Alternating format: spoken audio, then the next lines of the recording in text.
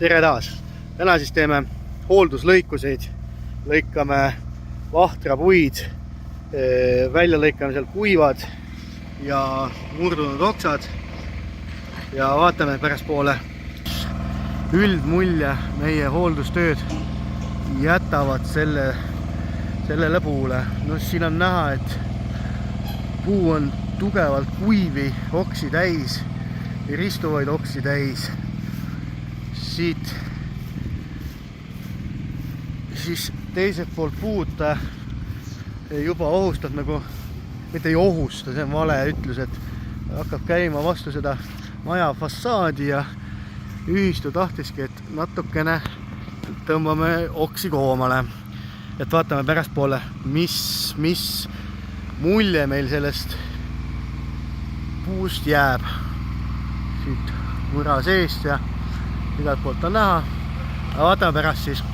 Nii, oleme oma hooldustöödega valmis saanud ja pilt on siis meil selline. Siit külje pealt sai ilusti ära lõigatud, latva natukene tagasi. Mõrasse tõime valguse, et oleks õhutus.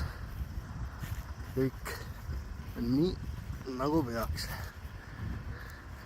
Aga nii, selle tädi kõnnib mööda. Nii.